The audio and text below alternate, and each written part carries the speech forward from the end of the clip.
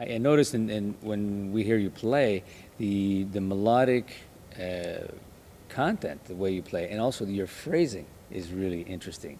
I wonder if you could talk about a little bit about what you're thinking when you're doing, let's say you're doing doing trading fours, or you're playing in a tune in the structure, how some of the ideas that you've developed. Well, I try to, first of all, I'm playing the form of the tune in my mind, excuse me, or feeling it all the time. So that helps you to do that. That helps me to do that. Then I take a phrase, something that I'm familiar with, or I challenge myself and play something where I don't know where it's going, which happens like pretty much 80% of my playing is like I'm not quite sure where I'm going.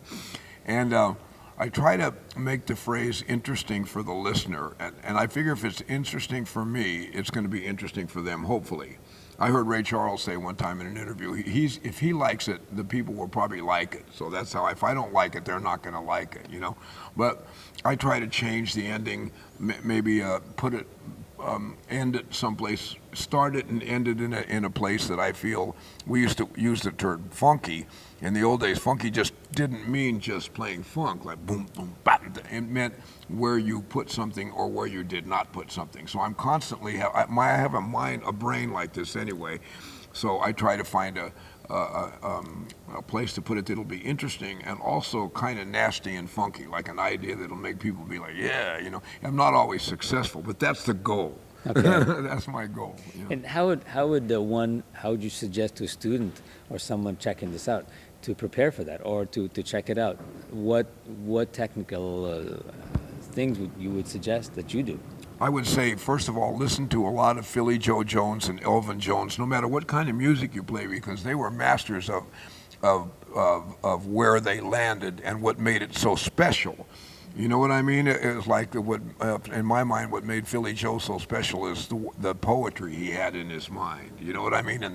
And I would say listen to a lot of song forms, so you're not just playing drum chops, but you know, being able to divide technically on the drums doubles and paradiddles and having clever schemes between the hand and feet is we all like that as drummers. When you hear a guy do a little more updated version, we're all like, oh wow. So definitely, I would say to check that out. Vinny and I were working on some of that last night. You know what I mean? He's got some great schemes, and I was showing him some of mine. And it's big fun, and it's a challenge, and it's intellectual too, because you have to try to take it someplace that you are proud of and you want people to hear.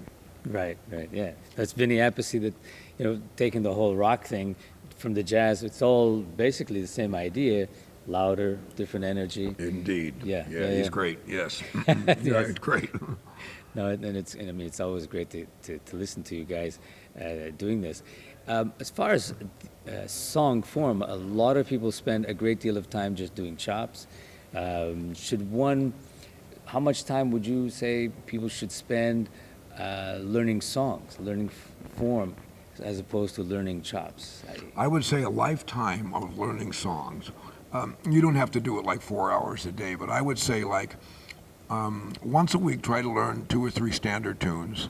You know, learn blues forms, learn tunes, learn the forms of the tunes of the type of music you're most interested in, the genre that you like the best, because then you're not just a technical drummer. You're going to be playing. You can access your emotions and you can feel other people's right away, because you're not concentrating on playing the fastest roll or the most clever and tricky drum pattern or lick or idea. Although I do like that too. So both. Sure. I spend an hour a day practicing drum stuff.